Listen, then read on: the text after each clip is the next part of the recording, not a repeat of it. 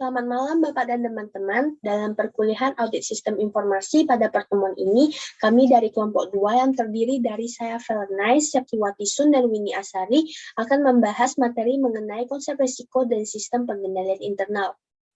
Dalam kehidupan sehari-hari kita, pasti ada yang namanya risiko, di mana kita akan menghadapi dan mengkontrol risiko tersebut. Nah, apa sih pengertian risiko dan kontrol? Risiko dan kontrol berkaitan dengan exposures. Menurut The English Oxford Dictionary, bahwa kata exposure berasal dari kata expose yang berarti uncover, make visible, atau leave unprotected. Sedangkan kata risiko is probability of occurrence. Jadi controls are needed to reduce exposures. Nah, risiko juga merupakan segala sesuatu yang dapat menghalangi tercapainya tujuan suatu proses, dan juga karena itu, risiko adalah suatu peluang perusahaan dapat memperkecil risiko dengan melakukan antisipasi berupa kontrol, namun tidak mungkin dapat sepenuhnya menghindari adanya exposure. Nah, ada pun beberapa bentuk exposure bagi suatu perusahaan. Yang pertama, ada kesalahan pencatatan atau pelaporan keuangan yang diakibatkan oleh sistem. Yang kedua, biaya yang tidak seharusnya. Yang ketiga, pendapatan usaha yang kurang maksimal atau kondisi persaingan yang tidak menguntungkan. Yang keempat, terjadinya kerusakan atau kehilangan aset, baik yang terjadi karena kerusakan, kehilangan, atau bencana alam. Selanjutnya, terjadinya kecurangan keuangan atau penyalahgunaan, atau penggelapan, atau pencurian aset oleh salah satu karyawan perusahaan tersebut. Selanjutnya, kurang disiplinnya pegawai atau kinerja pegawai rendah. Nah, untuk menghindari atau meminimalkan kemungkinan terjadinya kerugian dalam suatu perusahaan, maka diperlukan adanya pengawasan. Dalam teori manajemen, kita mengetahui bahwa pengawasan merupakan salah satu fungsi yang perlu dilaksanakan dalam pengelolaan suatu organisasi. Adapun salah satu bentuk atau cara pengawasan yaitu sistem pengendalian internal atau internal control system yang melekat pada sistem dan prosedur organisasi tersebut. Nah, dari berbagai sudut pandang, risiko dapat dibedakan dalam beberapa jenis. Yang pertama, risiko bisnis atau business risk.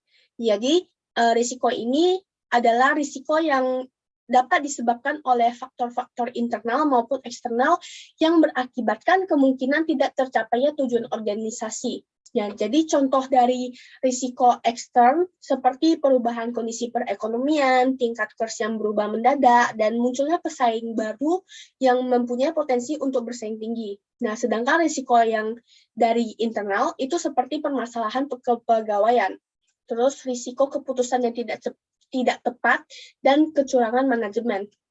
Selanjutnya, risiko bawaan atau inherent risk. Jadi, risiko bawaan adalah potensi kesalahan atau penyalahgunaan yang melekat pada suatu kegiatan jika tidak ada pengendalian internal. Seperti dalam suatu perusahaan, ada seorang admin mungkin saja akan tergoda untuk menggunakan uang kas untuk kepentingan pribadi dahulu. Selanjutnya, risiko pengendalian atau control risk. Jadi risiko pengendalian adalah masih adanya risiko meskipun sudah ada pengendalian. Jadi maksudnya meskipun sudah dirancang pengendalian ternyata tidak efektif atau tidak dijalankan sungguh-sungguh. Contoh dalam sistem kepegawaian, auditor akan salah menilai jika ternyata dalam daftar hadir pegawai masih terdapat kemungkinan kesalahan atau penyalahgunaan yang belum dapat dideteksi oleh prosedur yang ada.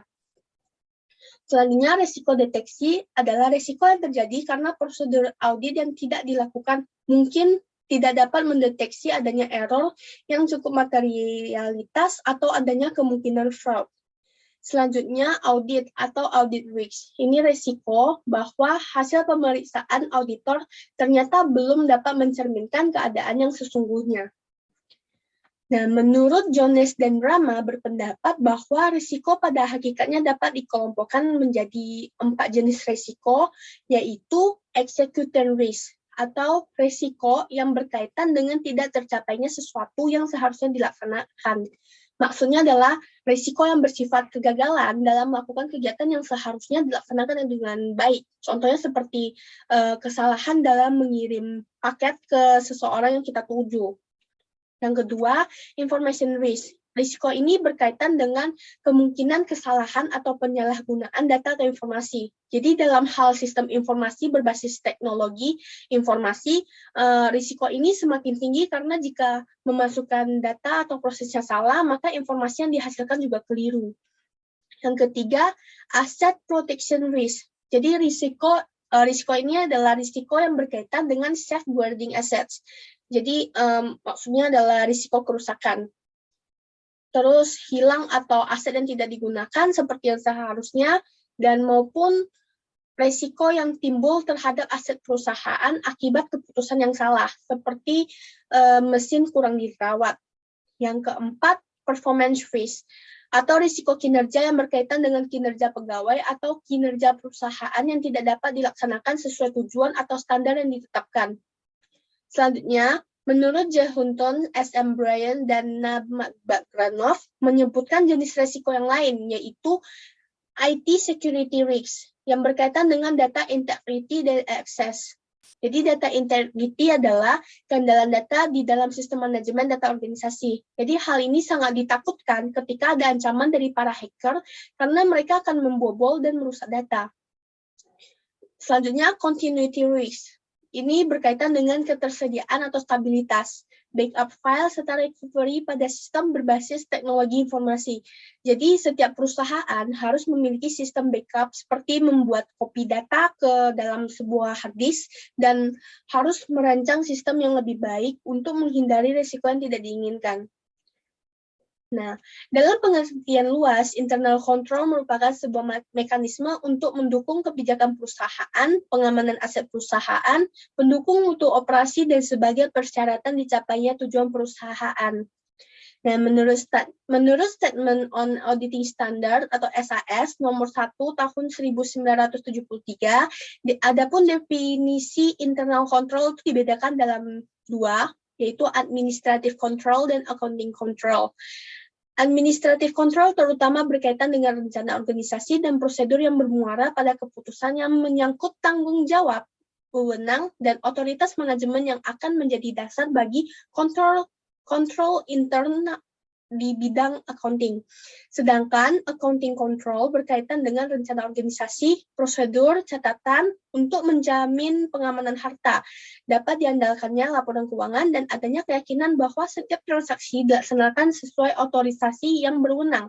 Jadi setiap transaksi dicatat untuk memungkinkan penyusunan laporan keuangan yang sesuai dengan prinsip akuntansi yang diterima umum maupun dalam rangka untuk akuntabilitas kepengurusan perusahaan.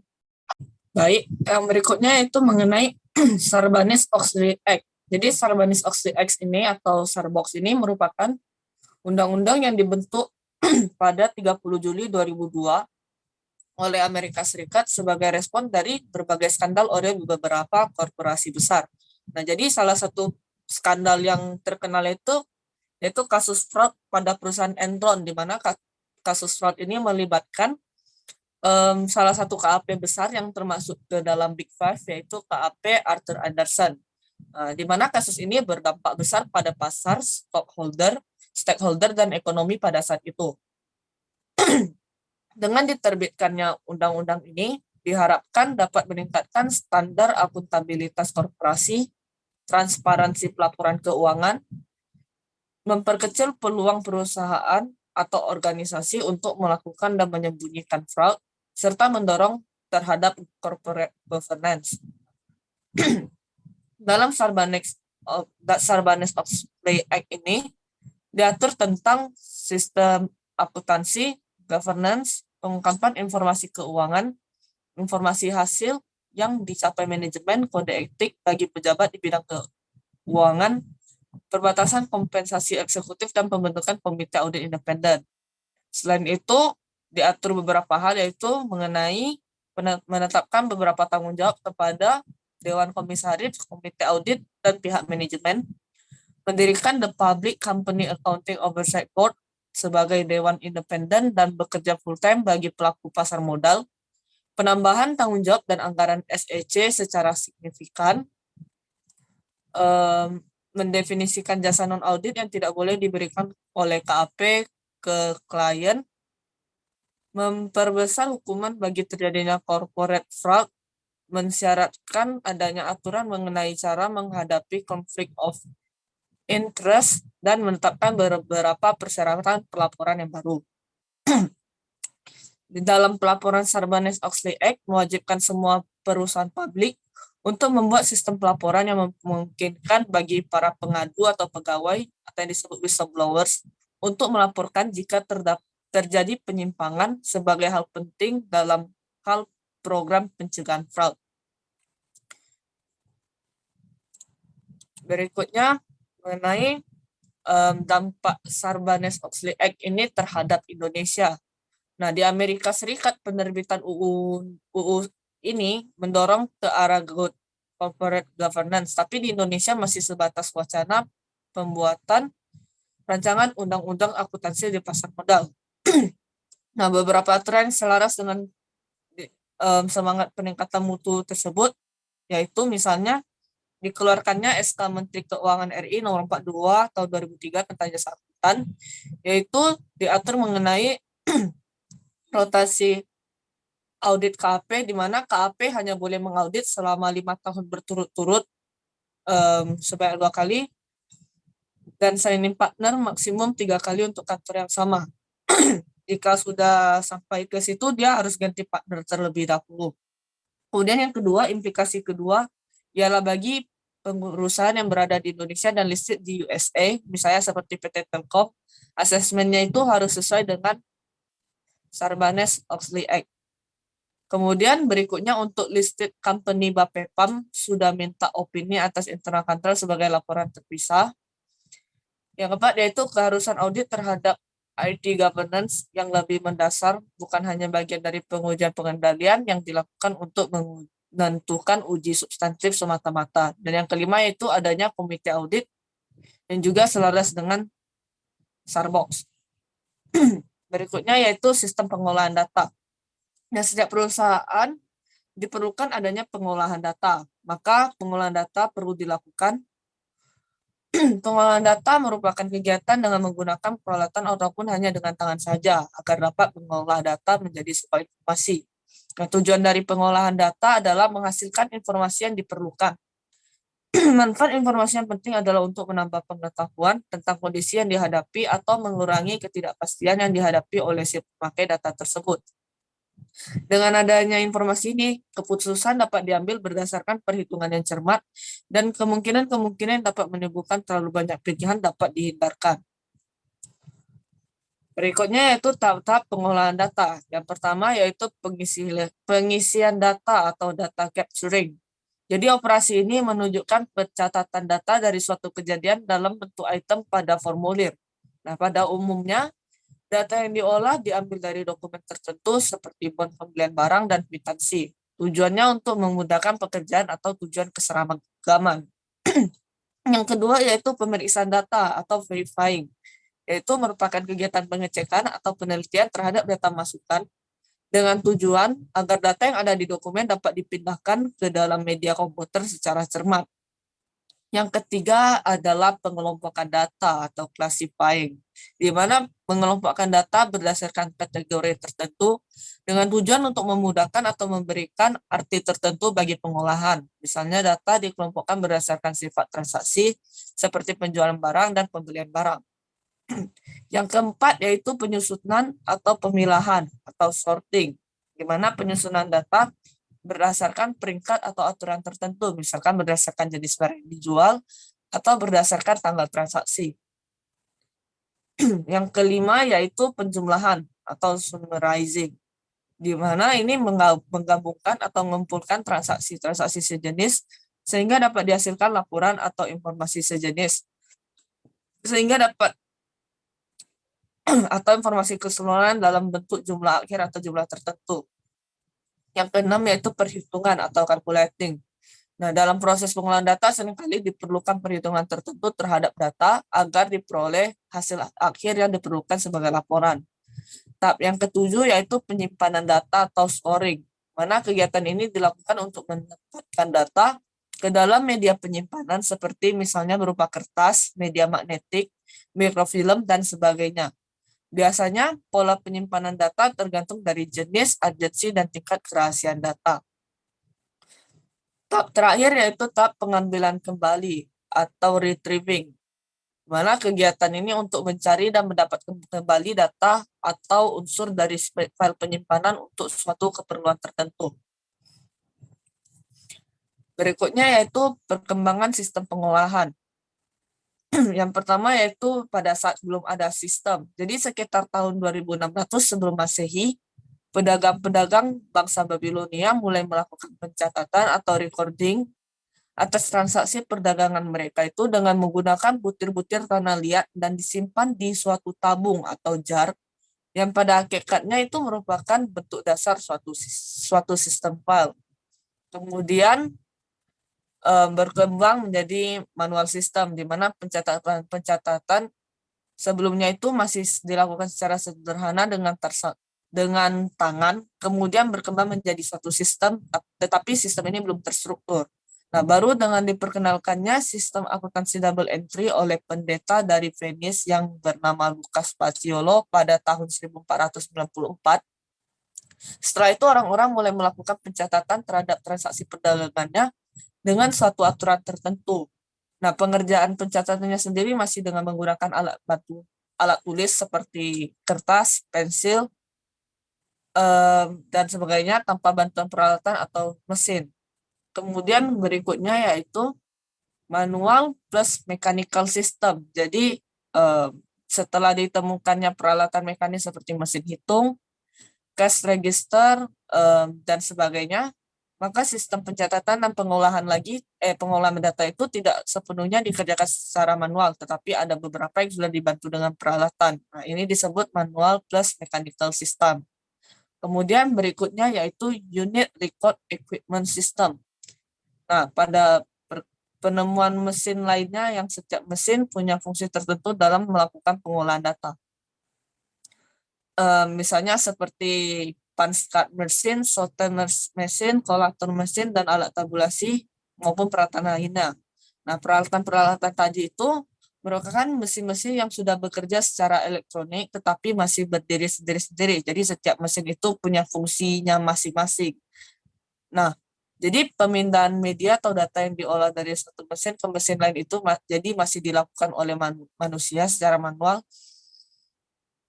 dan kemudian pengolahan datanya masih dilakukan secara bertahap tetapi tidak bekerja dalam satu kesatuan terpadu. Kemudian yaitu era komputerisasi, di mana sistem pengolahan data secara elektronis atau menggunakan komputer. Jadi perkembangan sistem pengolahan data mulai dari manual, kemudian dengan alat bantu mekanis, dengan sistem kartu, dan yang berikutnya itu menggunakan komputerisasi. Nah, pada saat ini sistem pengolahan data menggunakan alat-alat yang bekerja dengan teknologi komputasi dan komunikasi. Nah, metode pengolahannya juga berkembang dari sistem yang bersifat batch atau delay processing system. Kemudian pada saat itu sudah menjadi online real-time system. Kemudian yang terakhir yaitu sistem informasi berbasis komputer, di mana sistem informasi ini terdiri dari berbagai komponen sumber daya informasi yang terintegrasi untuk menyajikan informasi yang berguna mendukung operasi dan pengambilan keputusan manajemen dalam sebuah organisasi. Nah, jadi komputerisasi atau penerapan teknologi informasi ini adalah pemanfaatan komputer berbagai teknologi lain dalam mendukung tugas-tugas pimpinan atau organisasi dengan komponen-komponen ketersediaan mesin hardware, software, jaringan, kesiapan aplikasi, personil, database, dan pemakai serta lingkungannya. Nah, sistem berbasis komputer ini sudah banyak diterapkan di berbagai organisasi, misalnya instansi pemerintahan, perusahaan swasta yang berwujud entitas bisnis, dan sebagainya. Berikutnya yaitu dampak komputerisasi. Jadi dampak komputerisasi ini ada dua, yaitu perubahan struktur organisasi dan risiko sistem berbasis komputer. Nah, perubahan struktur organisasi yang pertama yaitu timbulnya unit fungsional baru pada perusahaan besar yang melakukan sistem komputerisasi, di mana yaitu unit barunya adalah sistem informasi. Nah, jadi menurut McLeod pada tahun 2001, unit fungsional yang umum itu di suatu perusahaan adalah contohnya produksi, pemasaran, dan akuntansi keuangan. Kemudian setelah menggunakan sistem komputerisasi, muncul unit baru yaitu ke fungsi personalia atau human resources dan informasi. Kemudian berikutnya itu perubahan dari struktur organisasi desentralisasi menjadi sentralisasi. Nah, dengan komputer dan alat-alat komunikasi, maka dapat dilakukan pengiriman data dari satu tempat ke tempat lainnya, sehingga datanya itu dipusatkan di satu tempat untuk diolah. Resiko sistem berbasis komputer yang pertama yaitu logika pengolahan yang salah, yang menghasilkan keluaran pengolahan yang salah. Jadi misalnya seperti salah rumus atau salah program. Kemudian berikutnya itu ketidakmampuan sistem, analis, atau desainer dalam menerjemahkan kebutuhan calon pemakai. Nah, jadi ketika hal ini terjadi, maka dapat menyebabkan sistem yang dibangun tidak sesuai dengan kebutuhan pemakainya. Berikutnya itu kemungkinan kerusakan data atau informasi dapat terjadi dalam berbagai bentuk, misalnya seperti overwriting, burning, shredding, data dari media tidak terbaca, dan lainnya. Berikutnya yaitu penyalahgunaan komputer, misalnya seperti hacking, virus, perusakan, pencurian, atau pengubahan aset, yaitu berupa hardware, software, atau dokumentasi, dan pelanggaran privasi. Kemudian yang terakhir yaitu sistem komputer yang tidak berfungsi, yang mengakibatkan operasional perusahaan menjadi terbengkalai. Misalnya seperti terjadi gangguan listrik atau sistem jaringan. Jadi masalah yang terjadi karena tenaga teknis tertentu yang menentukan atau komputer itu tersendiri. Berikutnya akan dilanjutkan oleh Septiwati. Baiklah teman-teman, dampak terhadap sistem akuntansi di mana komputerisasi sistem akuntansi ini berdampak terhadap sistem itu sendiri. Dampak komputerisasi pada sistem akuntansi antara lain menyangkut mengenai organisasi dan staffingnya, proses penyimpanan data atau pencatatan data transaksi akuntansi, ketersediaan informasi dan terhadap sistem pengendalian intern, serta pelaksanaan audit keuangan, khususnya pengumpulan bahan bukti dan evaluasi. Organisasi di mana struktur organisasi dan prosedur yang mengelola sistem berbasis komputer mempunyai ciri-ciri pemusatan fungsi dan pengetahuan tentang sistem. Dalam sistem yang berbasis komputer ini, personalia yang mengerjakan dan mengetahui informasi sangat sedikit, dan pemisahan tugas serta fungsi relatif tidak ada. Tanpa adanya pengendalian yang ketat, keadaan ini bisa bahaya karena peluang untuk melakukan penyelewengan atau penyimpangan ini lebih terbuka atau lebih mudah. Nah, kemudian ada perubahan sistem penyimpanan data di mana transaksi dan file sering disatukan dalam satu disket atau disk dan di satu tempat tanpa adanya pengendalian yang ketat. Kemungkinan penyalahgunaan wewenang, perubahan program dan atau data oleh yang berwenang akan dapat merugikan perusahaan. Pada sistem manual, itu datanya dicatat di jurnal atau ledger, buku besar, dan buku pembantu. Pada sistem komputer, data ini disimpan di file dalam bentuk yang hanya dapat dibaca oleh mesin yang tidak kasat mata. Kemudian adapun proses input data ke komputer sudah dilakukan secara online transaction processing system. Itu terbagi menjadi 3. Yang pertama, batch processing system, di mana pada metode ini dokumen dasar seperti surat pesanan itu dibuat secara manual, dikumpulkan dalam suatu periode tertentu, yaitu ada harian, mingguan maupun bulanan, itu direkam dan ke dalam media yang dapat dibaca oleh komputer sebagai satu transaksi file. Yang kedua ada online input batch processing. Pada proses ini itu organisasi yang memiliki cabang dengan lokasi geografis tersebar.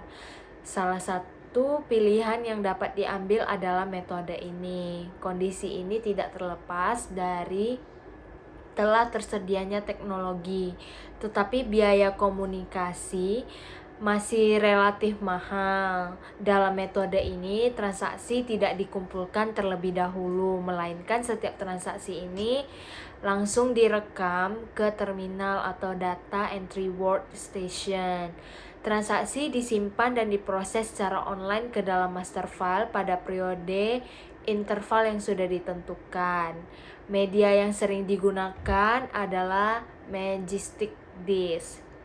Yang ketiga ada online input real-time processing, di mana dalam metode ini transaksi dimasukkan secara sendiri-sendiri, tiap item data per individual transaksi ya, ke terminal data entry workstation, dan master file langsung berubah datanya seketika pada proses transaksi itu terjadi. Adapun ciri-ciri metode pemrosesan data dengan komputer. Yang pertama, ada kemungkinan tidak adanya dokumen tersebar. Yang kedua, jalannya transaksi dapat ditelusuri. 3, adanya output yang tidak dapat dilihat. 4, mudah dalam hal akses ke data dan ke program komputer. 5, kinerja komputer konsisten. 6, prosedur pengendalian terprogram. 7, metode pemutakhiran data. 8, kerentanan media dan data. 9, itu ada sistem pelaporan.